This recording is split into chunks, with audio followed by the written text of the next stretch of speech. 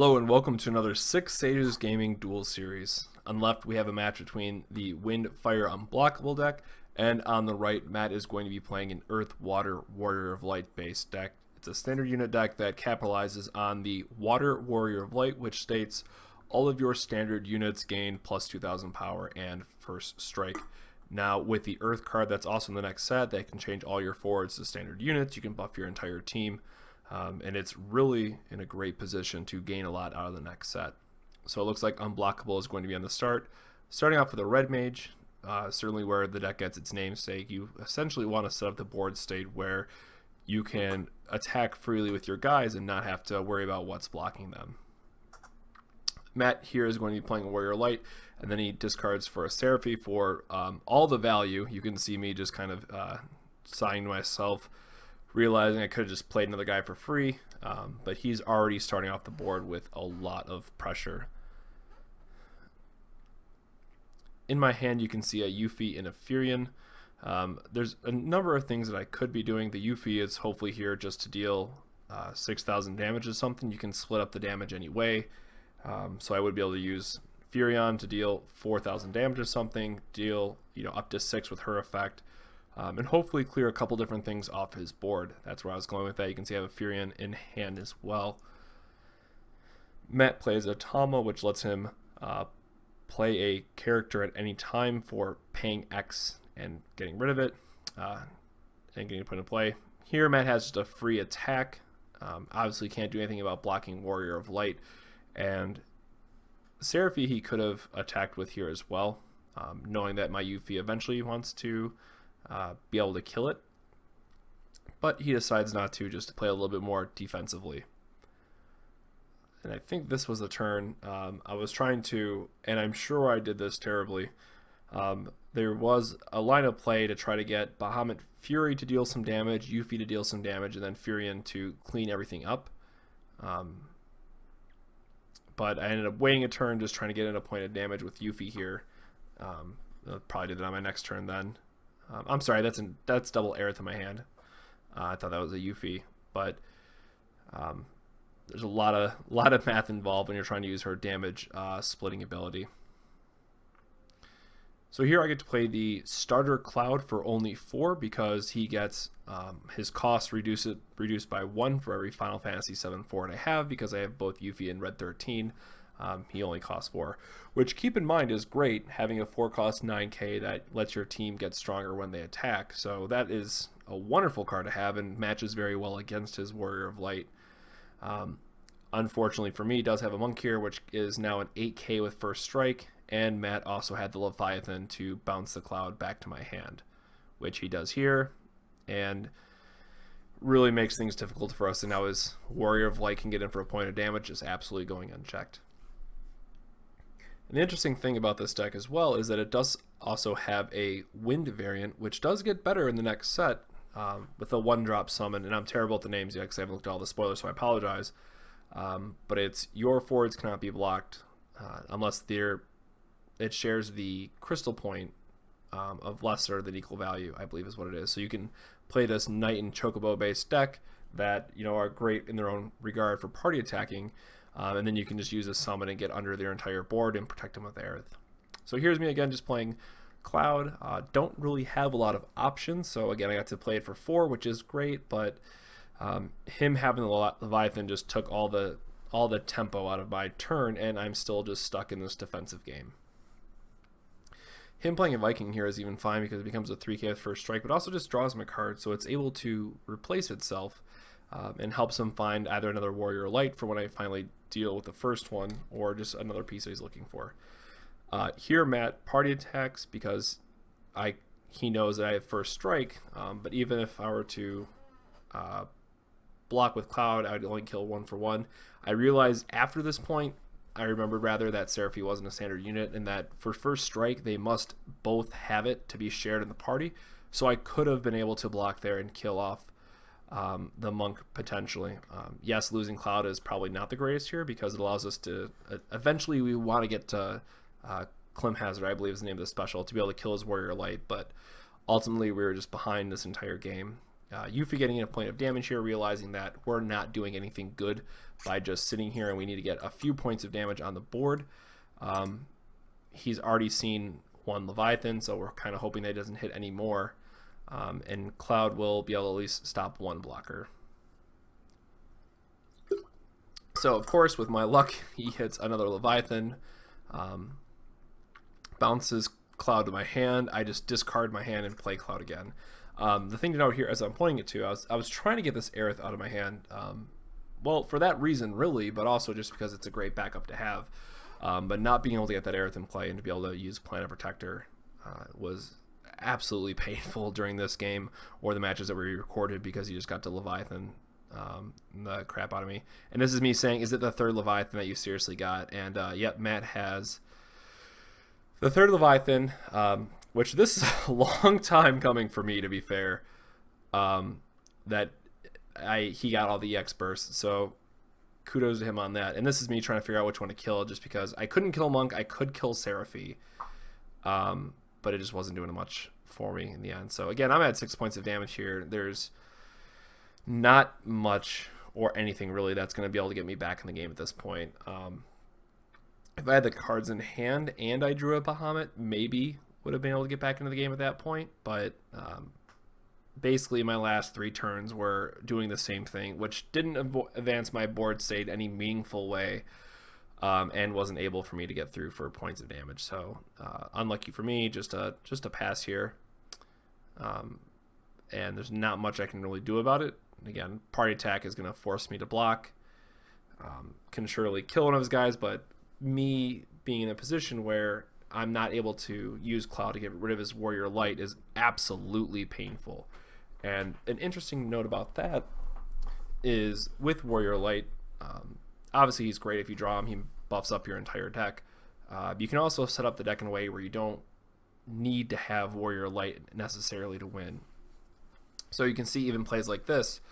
Yes, he doesn't have first strike, and there's a point where I can say I can kill the Seraphy if I want to trade that way. I could block with Cloud if I want to kill the Monk and get one less standard unit. Obviously need to save the Cloud for Warrior Light, but ultimately party attacking here is just not helping me out that much. So I get to kill the Seraphy, or should have killed the Seraphy. Nope, I think that just might be a misplay on our end then,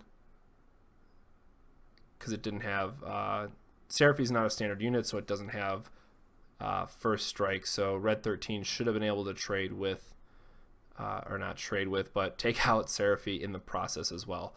Again, being at 7 damage here, or 6 damage, and he's only at 3. There was literal nothing that I would have been able to get out of this position. So, you know, perhaps not that relevant.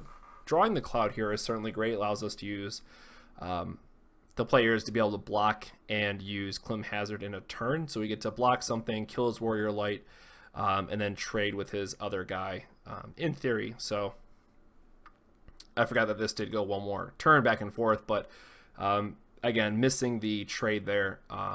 Huge misplay on our end, but not much that we could have done, because him just having an 8k first striker and then having Warrior Light, and it looks like he even has another Warrior of Light in his hand, makes us feel pretty bad.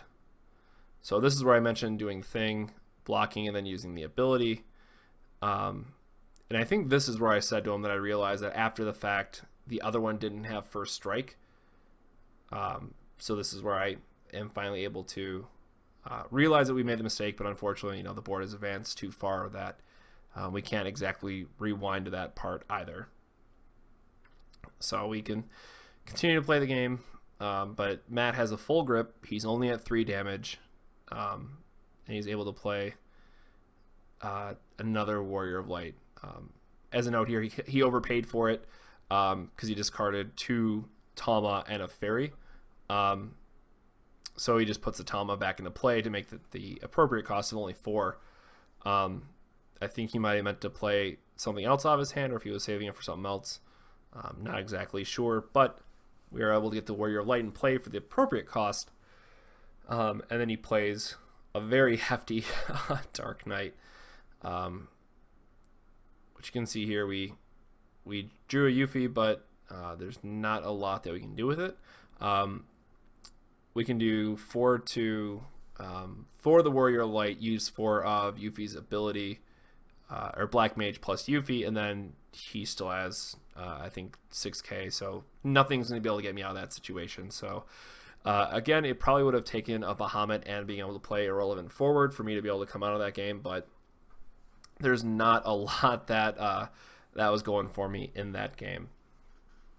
So as we previously discussed, we're going to be playing these not best of 3 per se, but just playing 3 games on camera, talking about how we went through them, and then realizing that we're just going to alternate, because in a best of 1, you're sure you're going to roll a dice, but you know, these decks do function a bit differently if you're on the play versus if you're on the draw. And I will say, after we recorded these matches, the Fire Wind deck certainly does need a bit of work. I think it does gain a good amount with the next set. However, I don't think that's going to be enough to keep up with the Golbez deck. Is certainly going to be great again. Probably they're going to be doing the Golbez. I'm assuming they're going to be doing Golbez X Death Wind based Golbez deck with mannequins and all that wonderful stuff. A backup variant, mind you. And that forces you to play, if you like playing the slower decks like I do, usually you want to play a control deck. Shantoto is absolutely going to be going up in value even more in terms of playability. I would certainly recommend even playing 3 of them in a deck just because of how important they're going to be. But then also we have things in Lightning like Cypher, however you pronounce his name, that also helps out. And here again, Matt is able to just have a powerhouse of a start. And this is basically 2 8Ks, except one of them has first strike.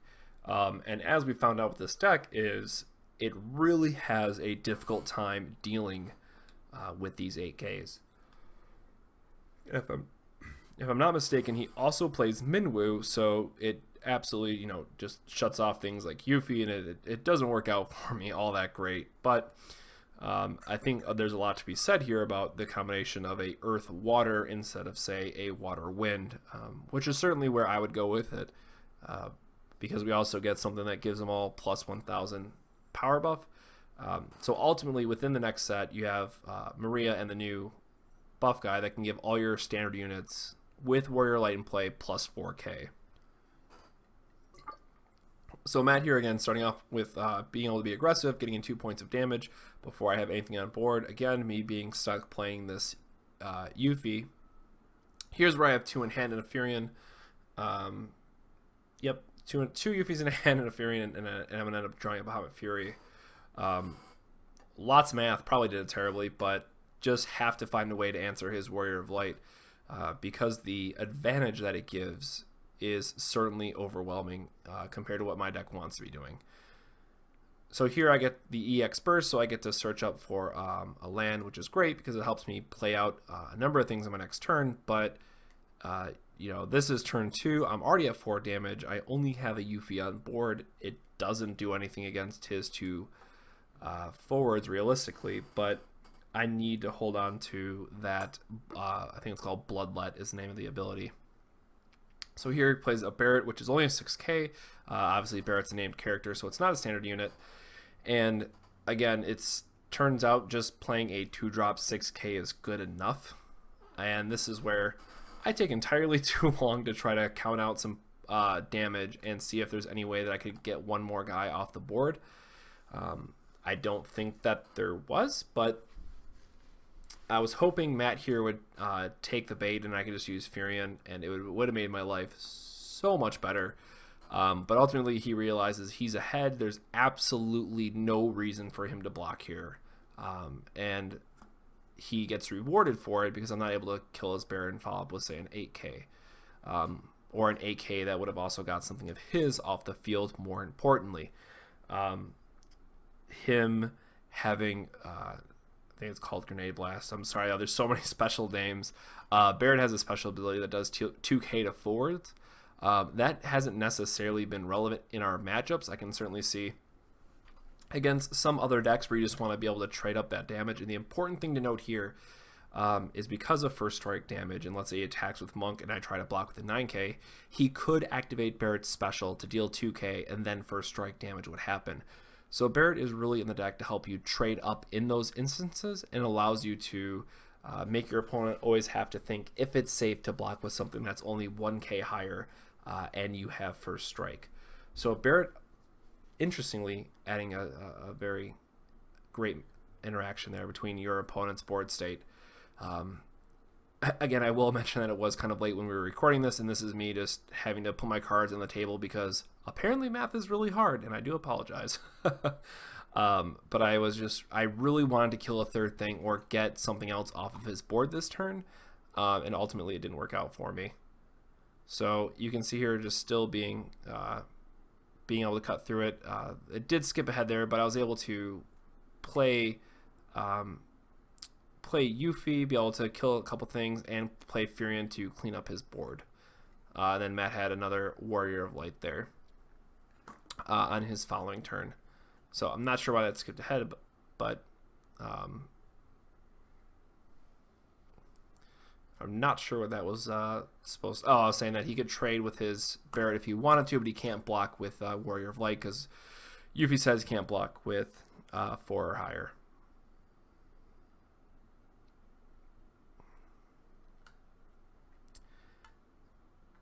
And it did get cut off. So again, the play pretty much was hoping he was going to block the Tifa so we could play Furion and just get value that way. Ultimately, we had to do a Yuffie activation plus Bahamut Fury to be able to get a Warrior Light off of his board, and then he just played another one anyways. So womp womp to us. So me again just being able to attack with Yuffie, getting in a point of damage, realizing that our other ones might just be staring at one another, and I could potentially hope that he mistakenly blocks the Tifa, but it wasn't working out for me before, and he's probably just going to not call, or he's going to call my bluff and not block, and that would be not good for me. So I just keep Tifa on defense as kind of an emergency blocker. And also trying to play around Leviathan just because he's been punishing me very heavily for that. And of course he doesn't want to bounce Furion because I can do silly things with Yuffie's special again and be able to kill something off the board, or more ideally be able to kill his Warrior of Light here, which would have been great. And I see a Gapal in his hand, and that's really the only thing I got a good visual on. And even a Gapal here is fine. He's winning the damage race. He could have been able to play that, get through for 2 points of damage. He knows I can't play another haste guy. There's a very low chance I have Onion Knight here. And he would have been able to win in 2 turns that way.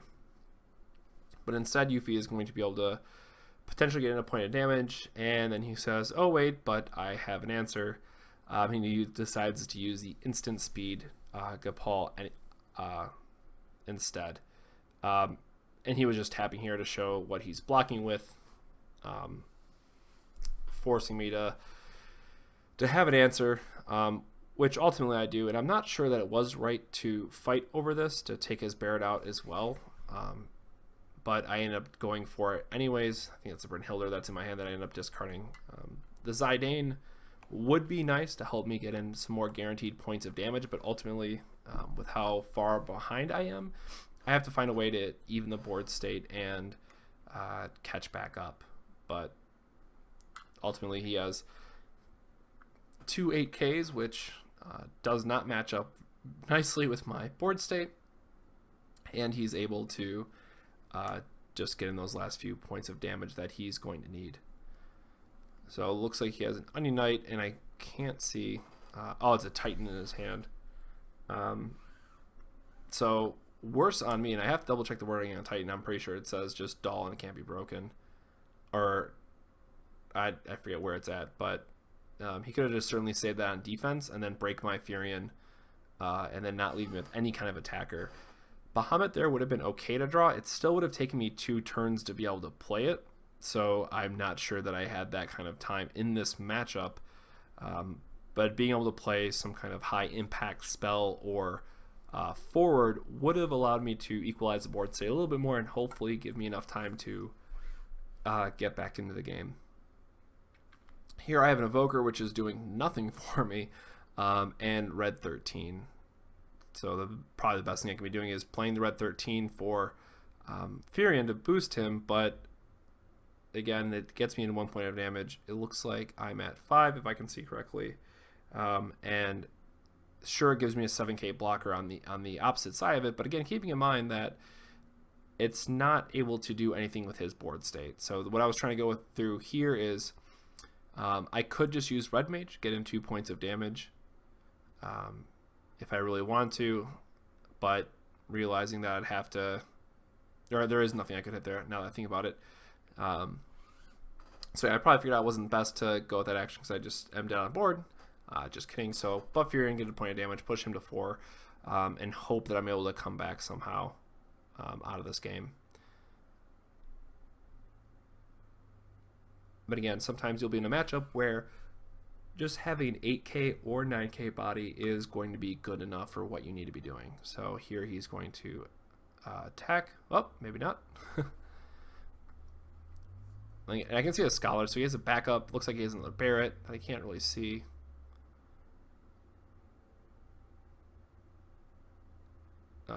Plays an Onion Knight, looks like. Yep, so he's going to just be attacking. And again, not much that he can do here.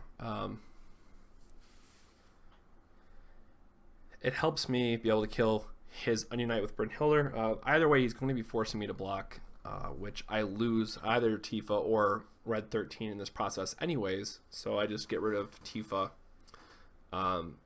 My only out here would have been to draw an Onion Knight and use Red Mage. I think there is one Onion Knight in the deck, if I'm not mistaken, or just even another Tifa. And this is me searching for a card that is, well, not there. And you can see I draw all backups. So I can be cheeky, play Aerith, tap all 3, and then realize I'm doing nothing with it. So I could have, if I would have found a way to answer his Warrior Light sooner, maybe I would have been able to survive. But his Warrior Light making his entire field 8Ks, ultimately there's just no way I could have gotten out of this position. So again, the Warrior Light deck is just great at getting out this this value train of forwards that are very difficult for some decks to interact with. Again, sometimes just having that 8k or 9k is good enough.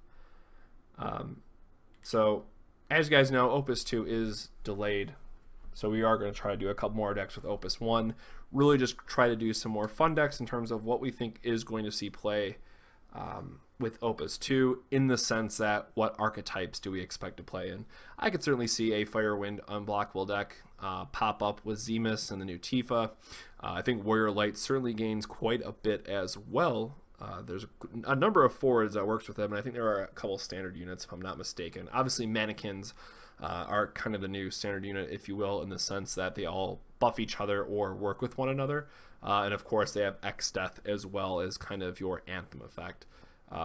So I am very much looking forward to finding a way to be playing this. And I have to look at which mannequins are 2-drops and whatnot. Playing this game where you get to play this Golbez based deck that also has backups, that also has a mannequin package, and then also has X-Death in terms of what are your major threats you have to worry about. So I will admit that this last game is just terrible. You can see my hand is all green. Nothing that I'd be worth playing in this matchup or that helps me at all, because they're just poorly matched up against his guys. And then I draw a hand of all summons and 1 backup. 3 backups now that I got that last one. So 3 summons, 3 backups. Great starting hand. Obviously would want to start like a Tifa here or something else. Just anything of value would have been great. But unfortunately for me, no such luck. Matt realizes that he has an opportunity again and is going to be starting the game off with another Viking. Draw a card, draws into another Viking, realizing they just really needs to get guys on the field and gets to play this more aggressive start. Especially if you're like me and get to draw bad, then you're not going to have that great of a time. So you can see me, I was able to drop land off my backup I just played. draw an Aerith, draw a Black Mage. Again, would be great here if I had any kind of action to go on, and perhaps could have been a misplay. I should have played the land there to be able to potentially block his Viking. But we can see in Matt's hand he had the Leviathan anyway, so that wasn't going to do much for me either.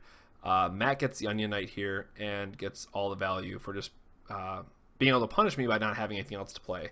Then 3 damage right off the bat, and that Furion would have been a great draw here, but no such luck for me. You can see again here, not having a lot of luck with my draws, and nothing that really interacts with his board favorably. Now I could use the Black Mage to kill his Viking, and then use the Brynhildr to kill his Monk to keep him off him having an 8k first strike when he plays Warrior of Light. But ultimately it's just an overall pretty bad situation to be in. So I have 4 backups, which you think would be great, but unfortunately it is not a 4 that I really want to be playing in this position. So it's times like these where you realize that the Warrior of Light doesn't need to be in play to make this deck as good as, you know, it's great when you draw Warrior of Light, don't get me wrong, but it's certainly going to win games on its own. So here you see 6 of no EX bursts, and pretty much that is the end of the game for me. So hope you guys enjoyed this video. Make sure to like, comment, subscribe, all that good stuff. We do greatly appreciate it. And make sure to let us know what type of Opus 1 videos you want to see while we're waiting for the next batch. So thank you very much for watching, guys, and we will see you on the next 6 Sages Gaming Duel Series. Have a good one.